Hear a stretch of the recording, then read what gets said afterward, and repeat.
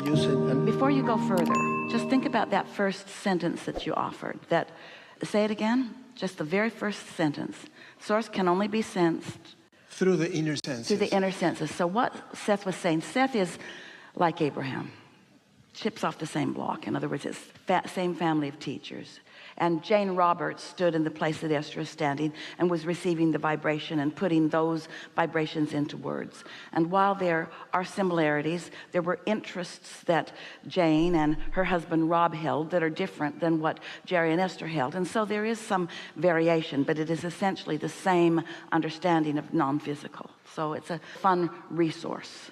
As you've been listening to us for a while, Seth will make sense to you if you decide that you want to read it, because it's a lot of the same basis of understanding. So in Abraham terminology, we're going to tell you what that statement is about. As Esther stands here on the stage and allows us to flow through her, we offer blocks of thought, more like radio signals. And Esther receives them unconsciously and finds verbal equivalency and then expresses the verbal equivalency to the radio signals that she's received. You all do something like this all the time. So as you listen to her, often she seems confident. She seems really sure of herself. She offers a lot of words and they all make sense. They fit together one with another, which makes her seem like someone maybe worth listening to. But you might also think, well, this is just someone well-trained and really sure of herself who is spewing yet another opinion, like so many opinions that are spewed around the planet. And so it might feel only that important to you. There's logic in it, but that's the end of it. But when you hear something that we have encouraged, and for example, you get the sense that you are more than your physical body and that there is a part of you that you might get in touch with. So you ponder that thought and actually do get in touch with that broader part of you. You follow our encouragement to meditate and quiet your mind. And in quieting your mind, your vibration rises. And as your vibration rises, you find vibrational equivalency with who you really are. And then in that state of connection or alignment, a thought or an impulse occurs to you. Personal experience. You're not taking somebody else's word for it. A personal experience happens that when you follow through with it, the results that you're seeking happen, and then you know. We can't say enough into your ear to give you knowing. Your knowing comes only from personal experience. And this inner knowing that is always there for you, you've got to tune to it before you know it. You just can't take somebody else's word for it to be yours. For your vibration to shift and your point of attraction to shift, your vibration has to shift. And that's what that sentence is about. Seth speaks that, has an analogy of an onion, that there are many layers coming from one core, one source. And you said in one tape that all entities has an inner being, that has an inner being, that has an inner being, that has an inner being. Source is everything, or source is at the core. I understand that we are source energy, and I feel it, but I would like to understand source. This will help you. So, layers of the onion. Once we finish this first segment, bring us back to that, because we want to talk about that in relationship to beliefs. So you know what we were just saying about a vehicle and then stepping into another one and then stepping into another one.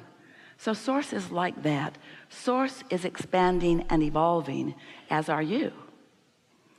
Humans often think that source is finished and perfect, and now you're trying to catch up, when what is really going on is that you in your human form are extensions of source, and it is through your exposure to life that causes you to ask for more, which source then embraces and then becomes.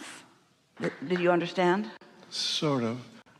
So when we say that you have an inner being who has an inner being who has an inner being, what we're actually saying is, here is this vehicle, but before this vehicle was this vehicle, also source. And before this vehicle was this vehicle, also source. And before this vehicle was this vehicle, also source. So just like you stand in your 90 years on this planet, but you are one time in your 80s and in your 70s and in your 60s, and while you are not that 1-year-old anymore, still that 1-year-old is part of this 90-year-old that you are. Just understand evolution is just that way. Yes? And what's tripping you up is that you weren't willing to let source be like that. You weren't willing to let source be something that also is evolving, and so that didn't make sense to you. But now it does, if you think about it, doesn't it? The layers of the onion in what Seth was talking about often, and it certainly is the way that we would use it now. In other words, what you'll hear from us now, at one time, what Seth had to say was the leading edge. It isn't anymore. Oh, the basis is there. But with all of the hundreds of thousands of hours that Esther and those like you and Jerry have been in conversation with infinite intelligence, much that Seth says has moved into a clearer, more easily discernible, understandable place, you see. So the layers of the onion, a lot of people see their belief system as like an onion, and they just peel away layers that don't serve them.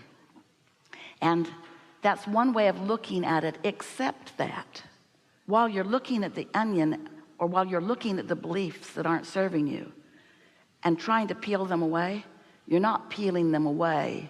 You are doubling down on them. You are making them stronger. You are making the onion impervious to being peeled. Does that make sense to you? Because there's no pushing anything away. And so rather than trying to get rid of old beliefs, we're asking you to embrace new ones. Here's this onion, get in this one. Just move more in the direction of what you are wanting. It's not getting rid of anything. It's allowing yourself to be what life has caused you to become. Can you explain source? There's no beginning and there's no end. It's hard for our brains to understand that. Such a huge concept. The other day, Esther was sitting with an intention of cleaning her vibration up on a subject. And as she was doing that, she was using a process called focus wheel, which is, here's the problem. She wrote it at the top of the page. This is what's bugging me. And then she drew a big circle in the center of the page, and in the center she wrote the exact opposite as near as she could define it. I've got this, what I want to feel is this. So she made her statement of intention in the center, and then she just made some statements that sort of bridged between the two.